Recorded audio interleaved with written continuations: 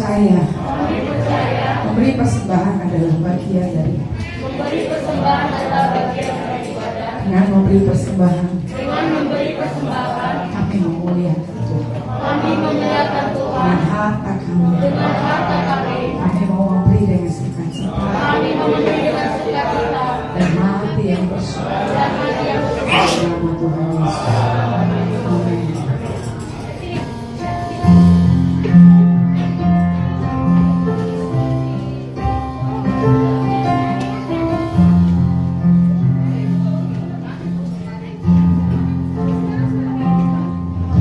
Ku pandang kemuliaan-Mu, iman besar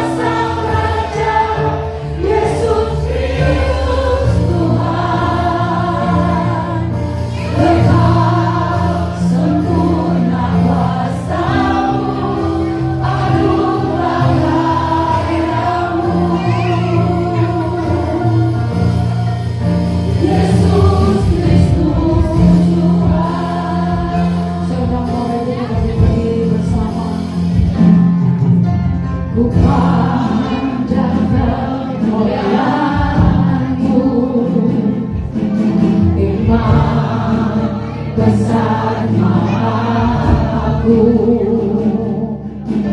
Kaulah pemilik hidupku, Yesus Kristus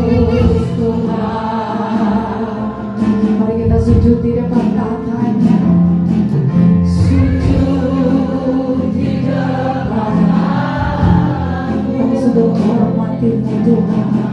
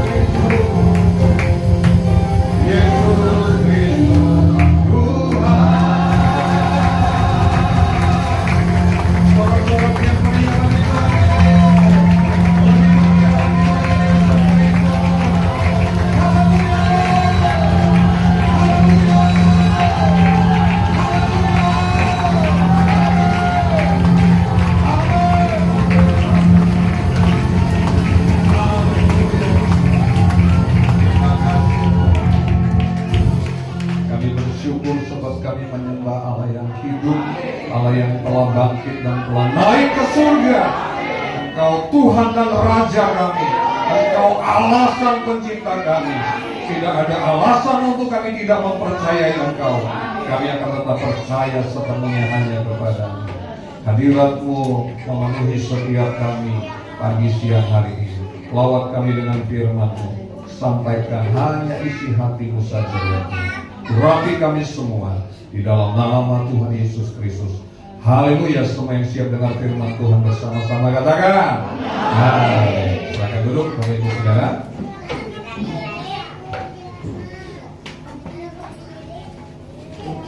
Ya Tuhan, selamat pagi. Shalom. Saudara bersuka cita, amin. Saya sangat bersuka cita pagi hari ini. Terima kasih untuk impression worship yang membawa kita untuk menikmati hadirat Tuhan.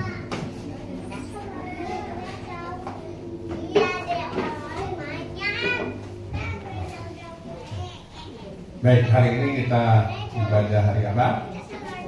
Hari Kamis ya. Dalam rangka memperingati hari kenaikan Yesus Kristus ya. Anak-anak sekolah minggu ada yang tahu ini hari apa? Sekolah minggu. Hari Kamis. Memperingati apa? Ayo ajarin guru sekolah minggunya. Yesus Kristus. Ya, mama sekolah minggu yang jawab. Oh, mau perform dulu katanya, udah gerah mereka ya. Silakan ya. Kita akan menyaksikan anak-anak kita akan tampil untuk apa? Puisi, drama atau nyanyi? Pakai apa? Oh, ya silakan, ayo. Ayo lari.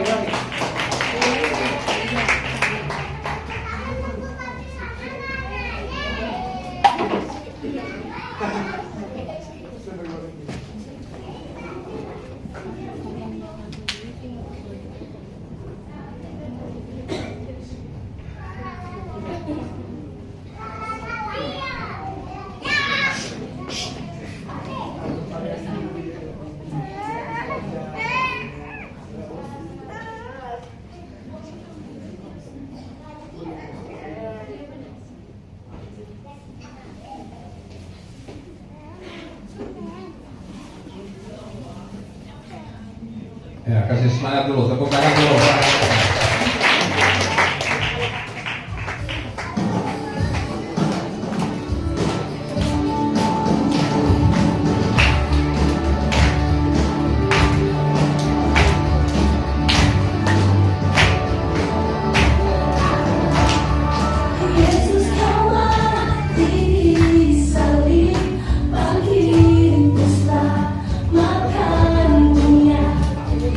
Ampun segala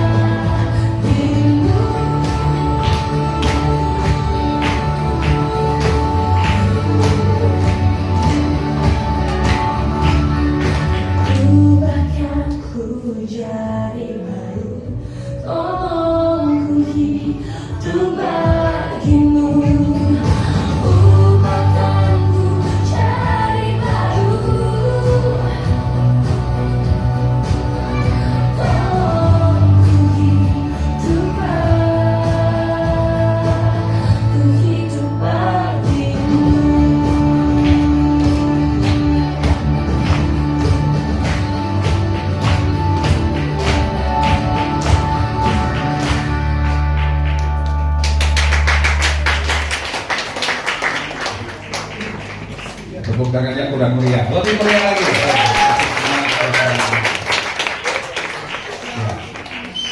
Saya melihat bahwa tidak sebanding ya. Orang tuanya banyak tapi anaknya kok sedikit. Ini makin kesini orang tua makin hemat ya. Ayo yang masih bisa mau nambah, ada yang berencana mau nambah, biar kita doain ya. Kosi segera punya dede. Karen juga amin. Siapa lagi? Oke mau. Oke ya. Tadi saya Mama Joyce ya. Bu Seri. Oh semua deh. Semua ya. Mama Kanara juga boleh. Cari pasangan dulu maksudnya. Karena udah sah gitu ya. Ya, oh udah cukup. Ya supaya jangan makin kesini, kalau punya makin berkurang gitu ya. Kalena ya kalena juga. Udah semua lah disebut. Bu Kristin pagi. Habis soalnya udah nggak mau sekolah minggu dia. Yang lain juga yang belum Kasara segera ya. Mama Tristan, oh iya, hebat sebenarnya ya. Baik, hari ini kita memperingati hari apa? Kenaikan Yesus Kristus. Jadi setelah 40 hari Yesus menampakkan diri kepada murid-muridnya dan kepada banyak orang. Jadi setelah bangkit, berapa hari Yesus menampakkan diri? Supaya jangan salah ya kalau ditanya berapa hari? 40 ya, 40 hari. Nah ini jangan dijadikan sebagai apa ya? Biasanya diadopsi ini jadi pemahaman yang lain ya. Ada 40 hari. Kenapa? Karena rohnya masih gentayangan. Seperti siapa? Yesus ketemu di sana gitu. Jadi jangan dianggap bahwa kalau manusia mati itu masih rohnya masih gentayangan selama 40 hari. Ini pemahaman yang salah. Yesus itu bukan gentayangan ya. Yesus menampakkan diri untuk meyakinkan sekaligus memberi kekuatan kepada murid-muridnya. Dia lihat masih banyak yang goyah ini. Terbukti ada 2 murid yang kembali ke Emmaus.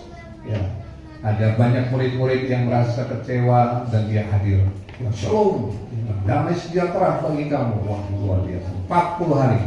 Dan hari ini tepatnya dia naik ke surga. Nah, setelah 40 hari ke-50 atau 10 hari dari sekarang, tepatnya hari Minggu, bukan minggu besok tapi minggu depannya lagi, itu hari yang kita rayakan sebagai hari apa? Pencurahan Roh Kudus atau Pentakosta, hari ke-50, Penta ya, 50. Jadi 2 minggu depan pas hari Minggu itu hari Pentakosta, hari pencurahan Roh Kudus. Hari ini hari kenaikan. Dan kita bersyukur Bapak Ibu Saudara, ini hari kerja sebetulnya, hari Kamis ya. Tapi semua kalender itu meliburkan. Wah, keren banget kan Yesus kita, amin. Dia bukan hanya mati, dia bukan hanya lahir mati, tapi kemudian dia bangkit dan dia naik ke surga. Wah, ini kalau bulan Mei kita ingat tahun 98, ada yang udah lahir tahun 98. Itu masa-masa yang cukup mencekam ya. Dan tepatnya di hari kenaikan juga ya, 21 Mei di hari Kamis ya, Yesus naik, kemudian ada yang turun gitu ya. Ya nggak usah disebut namanya, inisialnya Soeharto gitu ya, turun gitu. Jadi pas 21 Mei hari kenaikan. Jadi kita bersyukur bahwa semua merayakan kenaikan Yesus Kristus. Hari ini Indonesia juga setuju bahwa Yesus kita naik ke surga. Katakan amin. Katakan yes. Luar biasa ya. Jadi sebenarnya kita nggak perlu takut ya untuk kabarkan tentang Yesus. Kenapa? Karena dunia sudah mengakui memang Yesus hidup. Tidak ada nabi yang merayakan hari kenaikan ke surga. Nggak ada ya. Kalau kebangkitan masih ada yang bangkit. Bilang, wah Lazarus pernah bangkit. Siapa lagi yang pernah bangkit? Banyak yang dibangkitkan.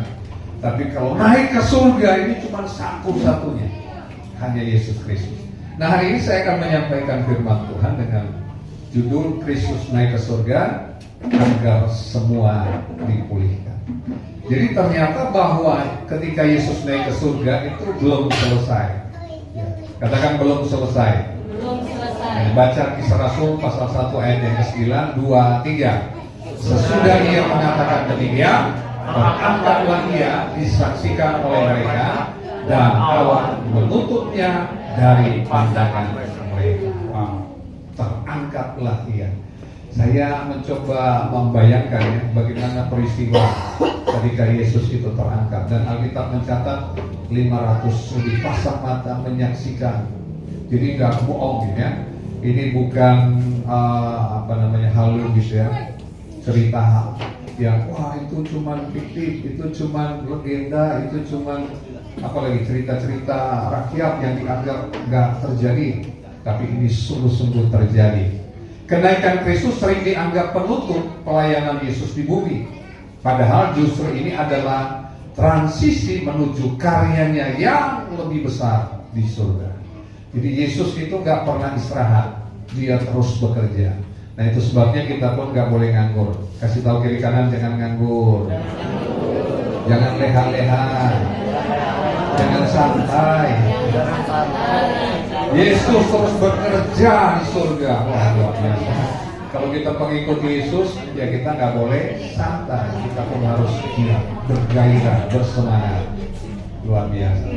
Saya melihat jemaat Tuhan memang semakin luar biasa. Sampai ibu-ibu juga ngomong, bapak-bapak sekarang semangat ya. Udah mau kemana, sebentar lagi mau ke surga ya. Sudah hujan ya. Kok kalian yang hafal ya? Jangan-jangan ada bocoran. Oh ada pengumumannya kemarin ya. Padahal nggak tahu tentang hujannya. Oh tahu. Karena suaminya yang booking ya. Apa yang terjadi ketika Yesus terangkat ke surga? Nah ini yang Yesus lakukan. Pertama sebelum dia melakukan sesuatu, Alkitab mencatat bahwa Yesus Kristus dimuliakan. Baca bersama saya 2-3. Yesus Kristus dimuliakan. Yesus naik secara historis dan literal. Artinya bukan sekedar simbol. Dan awan melambangkan kemuliaan Allah. Ini fakta nyata. Ini sungguh-sungguh terbukti. Ya, seorang hamba Tuhan berkata begini. Ya, kalau mau debat soal kekristenan, nggak perlu buka Alkitab pun kita pasti bisa menjawabnya. Karena ada fakta sejarah. Ya. Dan sampai hari ini nanti kalau Bapak Ibu punya kesempatan untuk pergi ke Israel, ya, amin ya. Besarian yakin banget. Kayak kita semua mau sebelum ke Yerusalem baru, Yerusalem tua dulu ya. Harus gimana ya, supaya kita bisa menyaksikan ini di mana? Katanya di Bukit Zaitun itu ya, nggak jauh dari Yerusalem, Yesus terangkat.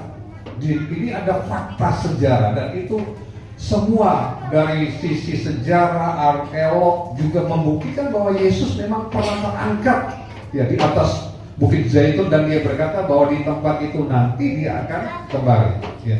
Ya mudah-mudahan ketika Bu Sari di sana Yesus datang ya, jadi pas ya. Malaikat menegaskan ia akan datang kembali dengan cara yang sama kalau kita membaca ayat ini. Kristus ditinggikan sebagai raja. Ia sekarang duduk di sebelah kanan Allah dan dia memiliki otoritas tertinggi. Ayat yang kita baca tadi dikatakan bahwa ketika ia terangkat, kemudian awan menutupinya. Awan bicara tentang apa? Kemuliaan Allah. Dan ketika Yesus terangkat, dia bukan hanya membuktikan bahwa dia adalah Allah. Jadi ini pemahaman ini harus kita gaungkan juga. Kita harus tegaskan. Yesus selain dia Tuhan, dia Raja, dia Juru Selamat, tapi dia juga adalah pribadi Tritunggal kedua yang menunjukkan bahwa dia adalah Allah. Katakan amin. Jadi semenjak Yesus bangkit, eksistensi kealahannya itu dibuktikan.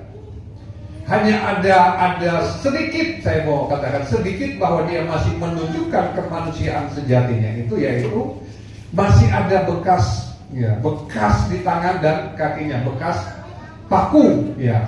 Hanya ingin dia ingin menunjukkan bahwa betapa dia mengasihi kita, dia mencintai kita. Tapi selanjutnya ketika dia bangkit dan kemudian dia terangkat ke surga, dia sungguh-sungguh menyatakan bahwa dia adalah Allah.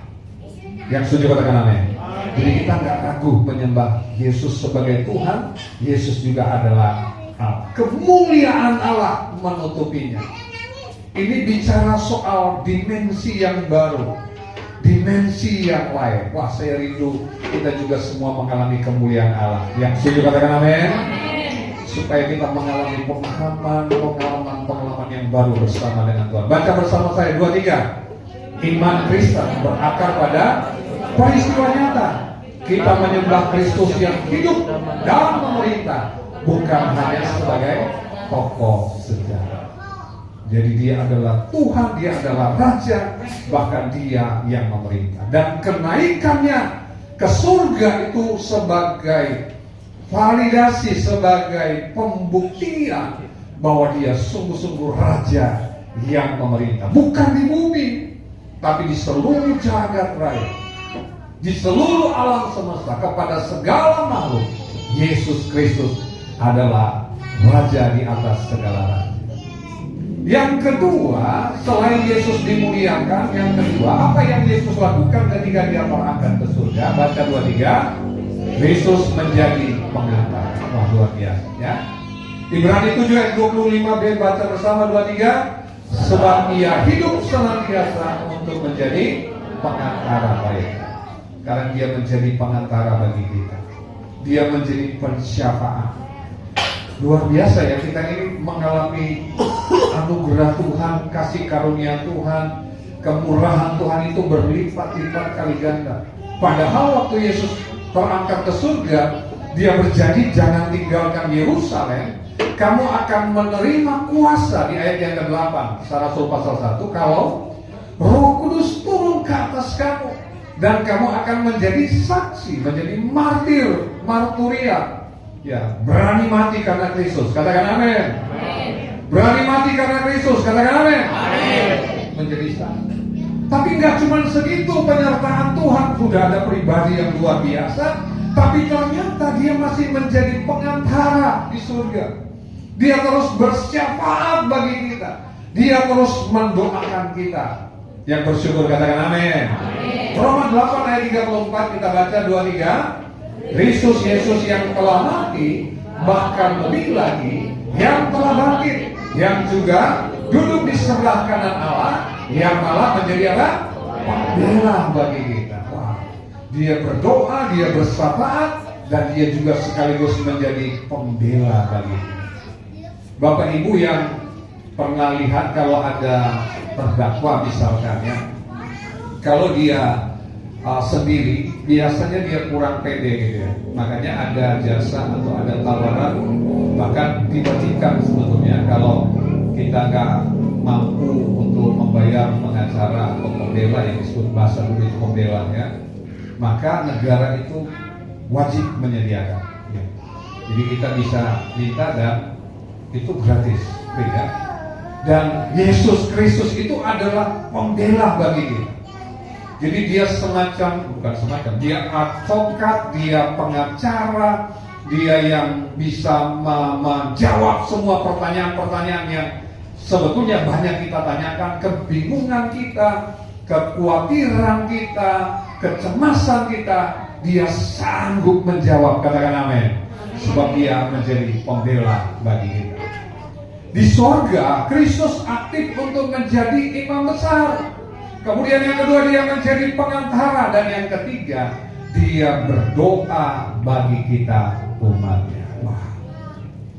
Jadi saya membayangkan bahwa seharusnya kita tidak boleh merasa khawatir menghadapi hidup ini. Kita tidak boleh merasa takut, merasa putus asa dalam menjalani hidup. Kenapa? Karena Yesus terus aktif di surga untuk menjadi imam besar, untuk menjadi pengantara, untuk terus berdoa bagi kita. Bapak Ibu Saudara, semalam saya nonton sebuah YouTube tentang mental health ya. Dan ini memang yang sedang terus menular ya, menjangkiti hampir semua kalangan manusia ya. Baik dia kalangan atas maupun kalangan bawah, bahkan termasuk para psikolog dan psikiater juga mengalami itu ya. Jadi ada jiwa yang sakit gitu ya. Dan pendetanya kalau Bapak Ibu saya sebutkan tentu semua pernah dengar ya namanya ya. Pak Jarot ya, dia orang yang expert dalam membahas tentang itu, dan dia sampaikan bahwa ternyata memang hampir semua orang yang mengalami sakit fisik itu penyebab utamanya adalah karena jiwa yang gak sehat. Wah. Dan dia menjelaskan, dan dia punya banyak terapi-terapi yang luar biasa, termasuk terapi ada yang baru yang dia buat, dan itu gratis katanya untuk nafas ya, menarik dan mengeluarkan nafas itu menyehatkan, dan dia isi dengan firman-firman ayat-ayat yang hidup. Jadi salah satu contoh waktu kita menarik nafas katanya kita sedang menyebutkan tentang Yahweh sebetulnya ya, Yahweh gitu, ketika mengeluarkan. Dan itu harus kita imani, kita yakini setiap harinya. Dan dia berkata bahwa seharusnya manusia itu, seringkali yang kita dengar khotbah, kalau di khotbah kematian apalagi, umur manusia itu hanya sampai berapa? 70, kalau kuat 80. Sebetulnya itu ketika Daud yang mengatakan, tapi seharusnya itu seperti Musa. Berapa umurnya? 120 tahun. Dan yang luar biasa, Musa itu matinya di mana? Di gunung ya, dan mayatnya dicari gak ketemu. Jadi umur 120 tahun Musa itu masih kuat loh naik gunung. Wah, itu dahsyat banget. Dan dia bilang, ya saya berdoa supaya saya juga mati paling enggak umur 117 atau 120 katanya. Jadi mulai hari ini kita beriman bahwa kita panjang umur. Katakan amin. Lebih dari 100 tahun. Katakan amin. Jangan lupa sudah 70, bentar lagi mau sakit-sakit ya.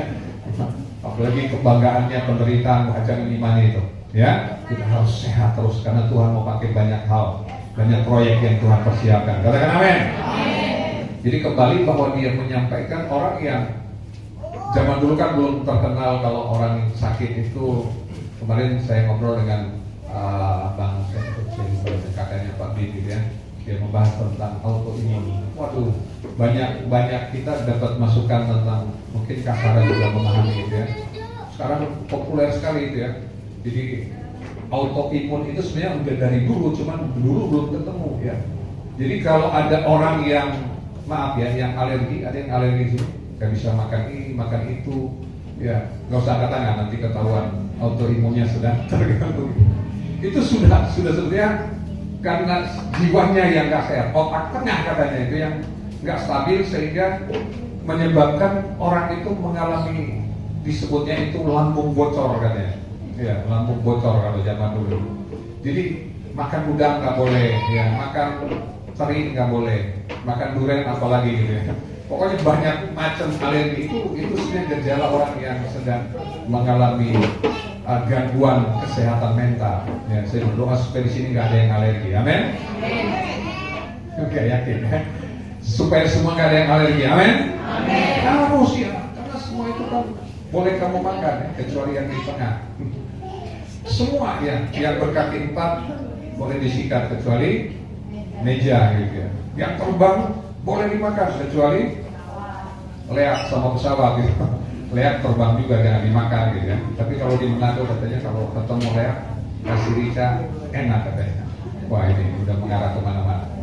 Keselamatan kita terjamin karena Kristus telah menjadi pembela. Jadi orang yang tidak punya pembela akan terus merasa dia tertuduh gitu ya. Entah dia dituduh oleh orang lain atau dirinya sendiri. Karena semua manusia pasti punya latar belakang yang tidak baik-baik saja. Makanya kita akan terus mengalami yang namanya intimidasi atau tuduhan. Tapi kita bersyukur kita punya Yesus sebagai pembela.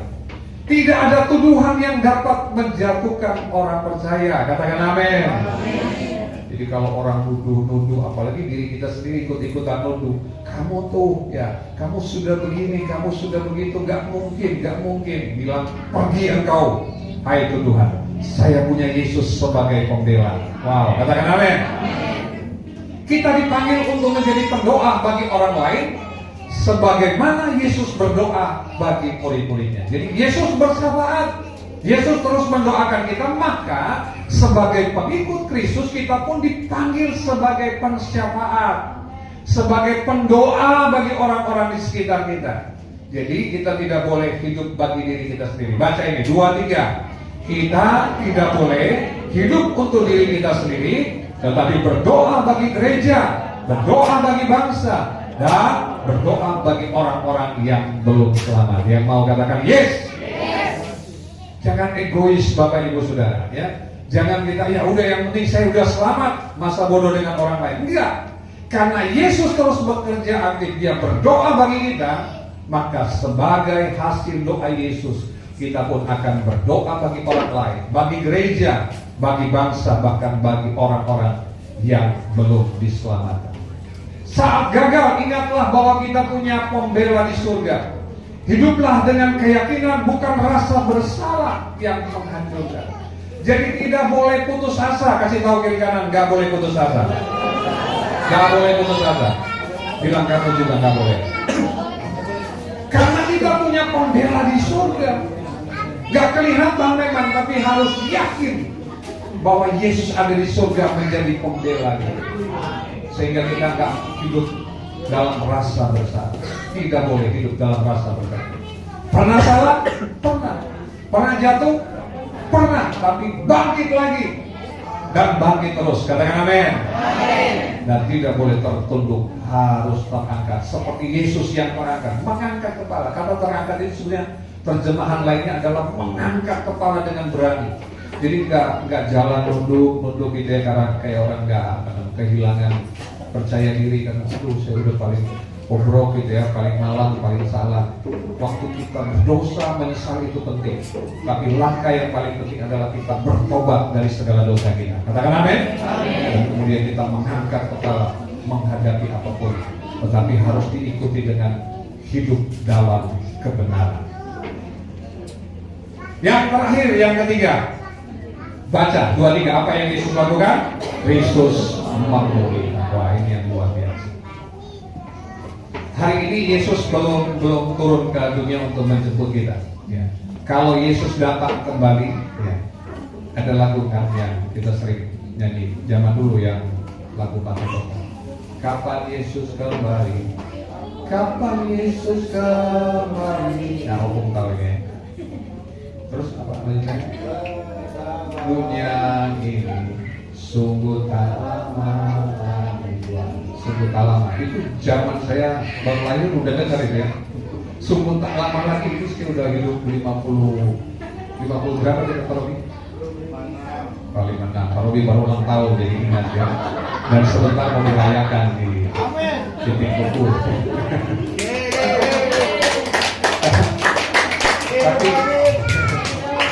Tapi kapan Yesus kembali, ada teman saya yang iseng ya, ketika kita nyanyi kapan Yesus kembali, kapan Yesus kembali, dia nyambungnya apa?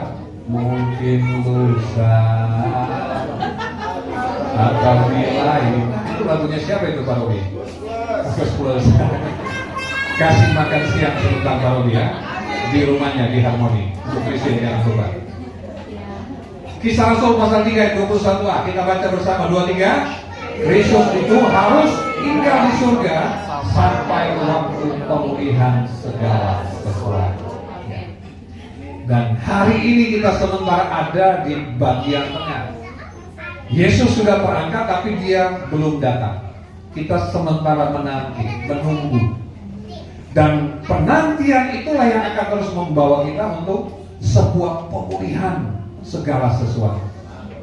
Dan bukan hanya hidup kita yang dipulihkan, tapi kita juga menjadi alat pemulihan Tuhan. Yang mau katakan amin. Itu sebabnya tadi dimulai bahwa kita nggak boleh malas, kita nggak boleh santai, kita nggak boleh leha-leha, kita nggak boleh udah yang lain aja yang bergerak. Saya bagian doa katanya. Ya. Saya bantu doa dari rumah gitu. Ya. Semua harus bergerak. Boleh juga sih kalau memang dia betul-betul bantu doa dari rumah ya. Tadi mungkin agak jarang orang yang kalau ngomong begitu dia sungguh-sungguh bantu loh.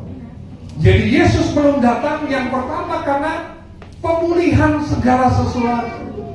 Dan dia ingin memulihkan umatnya supaya bisa menjadi jemaat Tuhan atau umat Tuhan yang dewasa. Kenapa? Karena Yesus datang kembali untuk menjemput kita, dijadikan sebagai apa? Sebagai apa? Mempelai. Kita ini calon mempelai Kristus. Dan Alkitab berkata bahwa hanya orang-orang yang dewasa yang berhak menikah dengan Kristus. Jadi kalau hari ini kita belum dewasa iman kita di dalam Tuhan, maka kita sebenarnya belum siap untuk menanti kedatangan Tuhan untuk berjumpa dengan sang mempelai pria. Tapi pada waktu Yesus melihat kita semua sudah dewasa, maka segera kedatangan Tuhan itu pasti akan terjadi.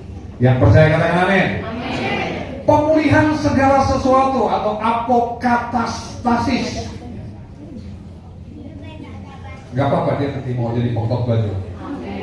Kalau orang tua yang kesini ya gak boleh ya. Kalau anak kecil gak apa-apa. Dia nanti dapat kurapan. Pemulihan apa? Pemulihan ciptaan. Jadi semua ciptaan akan mengalami pemulihan, termasuk saya dan saudara. Katakan amin. Kemudian pemulihan apa lagi? Tatanan Allah. Semua apa yang sudah rusak, semua apa yang diselewengkan, semua apa yang dibuat oleh manusia menjadi, kemarin Bu Hilda bilang post-truth ya, kesalahan yang terus diungkapkan, digaungkan, yang kemudian bisa dianggap sebuah kebenaran, itu dipulihkan kembali oleh Allah. Yesus memulihkan kembali. Kemudian pemulihan apa lagi? Penggenapan janji para nabi. Semua janji-janji ya, yang sudah diucapkan para nabi itu pasti digenapi. Yang percaya katakan amin. Dan kita berdoa supaya kita ini menjadi orang-orang yang mengalami penggenapan janji Tuhan. Wow. Kita akan membaca Alkitab ya. Kita akan melihat anak-anak seperti Kio ini akan bernubuat, mendapat mimpi, taruna-taruna akan melakukan mujizat-mujizat yang luar biasa. Hari ini kita belum banyak melihat, tapi kita berdoa supaya kita ini mengalami hal yang itu ya. Bukan hanya menyaksikan, tapi kita sendiri pun mengalami. Katakan amin. Wahyu 21 ayat yang 5, baca 2-3. Ia yang duduk di atas tahta itu berkata, lihatlah, aku menjadikan segala sesuatu baru, dan firman-Nya tuliskanlah, karena segala perkataan ini adalah tepat dan benar. Jadi semua firman Tuhan itu tepat dan benar. Katakan bersama saya, tepat dan benar. Tepat dan benar. Tidak ada yang meleset, tidak ada yang salah. Sehingga Dia akan melakukan pemulihan segala sesuatu. Dunia belum sempurna, tetapi sedang menuju pemulihan. Panggilan kita adalah menjadi alat pemulihan. Yang pertama apa? Pemulihan relasi. Hubungan akan dipulihkan. Yang mau katakan amin? Ya, jadi kalau ada orang tua yang belum akur ya sama anak, ingat, ini sudah masa pemulihan. Pemulihan hubungan itu akan terjadi. Wah, saya cerita di ibadah apa ya? Saya tiba-tiba dapat mimpi gitu ya. Mimpi jemaat begitu banyak yang datang, kemudian saya nengok, wah saya kaget sekali karena saya lihat ini gereja kecil tapi bisa banyak sekali orang. Di belakang saya itu tempatnya ada Pak Bin gitu ya, seperti biasanya. Saya bilang, Pak tolong hitung. Dan cepat sekali Pak Bin hitung, gak tahu pakai ilmu apa menghitung dengan cepat gitu ya. Dan langsung ngomong 2033 orang Pak. Wah saya kaget, 2033 gitu. Kemudian ibadah sore saya nggak sempat suruh hitung, tapi saya lihat banyak juga ya. Dan nggak tahu kenapa saya waktu nonton YouTube ya, tiba-tiba ada hamba Tuhan yang khotbah, dia bilang ya, tahun ini adalah tahun masa kelimpahan. Dihitung mulai dari 2026 sampai 2033 itu 7 tahun. Jadi 7 tahun kelimpahan. Wah, saya ingat mimpi saya 2033. Tepat sekali. Ya, dan saya percaya bukan hanya bicara soal penuaian jiwa-jiwa, tapi pemulihan hubungan. Itu bicara soal kelimpahan, orang tua dan anak dipulihkan, suami istri dipulihkan. Katakan amin. Imani itu Bapak Ibu Saudara. Ya, ada pemulihan yang terjadi. Ya, apalagi kalau cuma sesama pelayan Tuhan, pasti ada pemulihan. Katakan amin. Mertua, menantu dipulihkan. Amin. Luar biasa ya, karena saya pikir hanya cerita sinetron ya. mertua dan menantu itu tidak akur, tapi banyak yang terjadi. Ya. Pemulihan keadilan, ya, jadi semua kita akan mendapat hak yang sama dari Tuhan. Tidak ada lagi yang berkata, wah hanya dia yang Tuhan kasihi. Semua orang dikasihi Tuhan. Katakan amin. Semua orang dicintai Tuhan. Jadi nggak perlu kita iri dengan orang lain. Nggak perlu, ya, nggak perlu, karena kita pun dicintai oleh Tuhan. Dan yang ketiga ada pemulihan kasih. Waktu kita terbuka untuk mengalami pemulihan kasih, maka kita juga akan menjadi alat Tuhan untuk menjadi orang-orang yang memberikan kasih kepada orang lain. Mulai belajar yang melatih kasih itu, ya, kembangkan kasih itu Bapak Ibu Saudara. Ya. Saya belajar dalam hal-hal yang kecil. Ya. Bagian dari kasih itu adalah kemurahan hati. Dan saya mulai melakukan Bapak Ibu kalau mungkin nggak harus sama seperti saya, tapi saya belajar bahwa lemari saya itu nggak boleh penuh, ya. Apalagi kalau baju yang saya lihat ini masih baru tapi udah lama kok saya nggak pakai gitu. Saya mulai sisihkan. Saya harus keluarkan gitu. Ya, jangan sampai ini setahun nggak dipakai, padahal ada orang lain yang lebih membutuhkan. Latih rasanya. Tapi ini baju kesayangan, ini baju pemberian, nggak perlu ya. Waktu mengasih awal-awal itu rasa berat, tapi ketika terbiasa Bapak Ibu, nggak ada yang perlu diperkenalkan, ya. Nggak ada kesayangan-kesayangan, ya apapun yang kita lakukan dengan kasih, ya itu kita belajar untuk mengembangkan kemurahan hati, dan pemulihan kasih itu akan segera Tuhan kerjakan dan kita menjadi alat pemulih kasih. Katakan amin. Kenaikan Kristus mengajarkan kita bahwa yang pertama, baca 2-3, Kristus berkuasa di surga. Yang kedua, Kristus bekerja bagi kita. Yang ketiga, sebelum datang kembali, Kristus akan memulihkan segala sesuatu. Saudara mau dipulihkan? Amin. Saudara mau dipulihkan? Amin.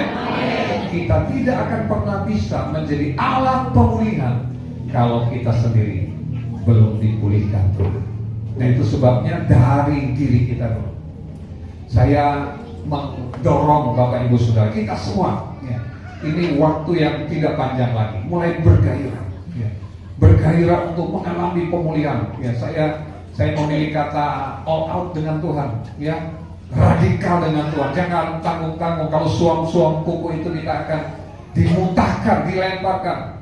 Kita nggak tahu kapan waktu Tuhan akan datang, kapan waktu kita akan berakhir di bumi ini.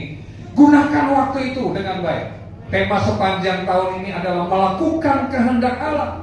Karena waktu yang singkat, kita nggak tahu kapan berakhir. Kita nggak tahu kapan kita akan pulang ke rumah Bapa. Ya, walaupun kita menganggap bahwa kalau kita belum pulang Tuhan belum sayang, ya, tapi sebenarnya Tuhan sayang kita semua. Dan kalau kita pulang pun Tuhan tetap sayang kepada kita. Yang tinggal pun Tuhan tetap sayang. Tapi gunakan waktu yang singkat ini untuk sungguh-sungguh kita menjadi alat pemulihan bagi orang lain. Yang terakhir, slide yang terakhir, kita baca terakhir 2-3. Tanpa kenaikan tidak ada pemerintahan Kristus, tidak ada pengantaraannya, dan tidak ada pengharapan akan pemulihan. Kristus sudah naik ke surga. Katakan amin. Pasti kita bangga. Kita punya pembela, kita punya raja di atas segala raja. Bahkan dia adalah Allah sang pencipta itu sendiri. Dan dia berjanji akan memulihkan kita semua. Siap-siap mengalami pemulihan Tuhan, amin.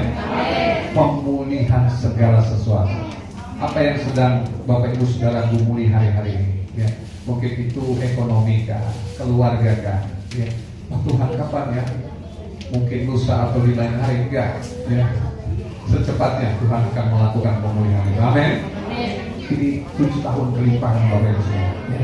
Harus tangkap ini, tangkap, ya, tangkap, mati. Kalau saudara kurang bergairah menangkapnya, mengimaninya, aduh rasanya akan lama terjadi dalam hidup saudara. Tapi kalau mulai bergairah, ya mulai saya akan mengalami, terus deklarasikan, saya akan mendapatkan, itu pasti akan terjadi. Saya berdoa juga supaya yang sakit segera mengalami pemulihan, segera disembuhkan Tuhan. Amin, opung. Amin. Amin buat firman Tuhan. Mari kita berdiri bersama-sama. Bapak Ibu Saudara, besok masih ada doa PPW di tempat ini, jadi jangan libur ya. Boleh musik ke depan. Kemudian ada Mana ya? Yud ini ya, yud. Bapak Ibu yang belum tahu ini anak-anak secara khusus Komsel apa namanya? Saya. Ya. Ini akan mengadakan retreat di Bogor, biayanya 200.000 ya. Karena anak-anak kita belum punya penghasilan, mereka hanya dapat jajan dari orang tua, jadi orang tua tolonglah mereka ya. Ini yang saya ini, Komsel saya ya. 200.000 tanggal 27-28 di Bogor ya. Kami menyambut dengan sukacita Bapak Ibu Saudara yang baru pertama kali beribadah di tempat ini. Hari Minggu ada ibadah jam 10 pagi dan jam 5 sore. Tuhan memberkati kita semua. Mari naikkan satu pujian.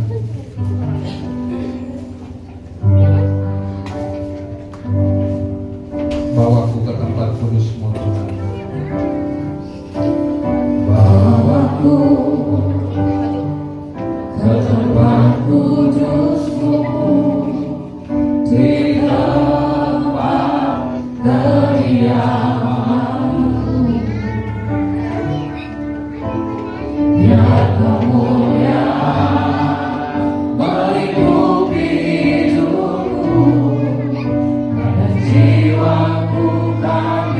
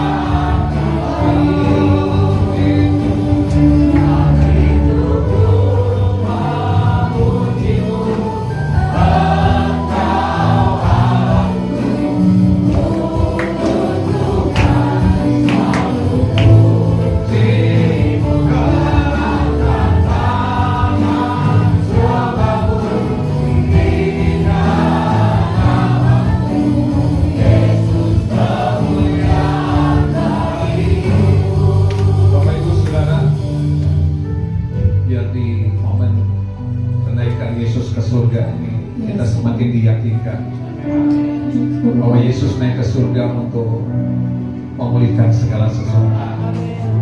Mari setiap kita memeriksa hati kita, introspeksi kita. Bagian mana yang belum pulih? Mungkin bagian fisik atau bagian psikis, atau mungkin di hati kita yang masih ada kemarahan, masih ada rasa jengkel, masih ada rasa iri, dendam, dan lain sebagainya. Hari ini kita rindu supaya Tuhan memulihkan itu. Relasi hubungan suami istri dipulihkan, hubungan orang tua dengan anak, hubungan kakak adik dipulihkan, hubungan dengan sesama pelayan Tuhan, dengan rekan kerja di kantor, teman di sekolah, di kuliah, dipulihkan oleh Tuhan. Keadaan ekonomi mengalami pemulihan, keadaan kesehatan kita pasti mengalami pemulihan dari Tuhan, sebab Tuhan yang berjanji bagi kita. Kalau engkau sungguh-sungguh rindu mengalami pemulihan Tuhan pagi hari ini, mari kita mengangkat tangan kita di hadapan Tuhan. Katakan dengan iman, sebab itu ku memuji-Mu, Engkau Allahku, mulutku kan selalu puji-Mu. Angkat tangan sebab-Mu, ingat nama-Mu, Yesus kemuliaan bagiku.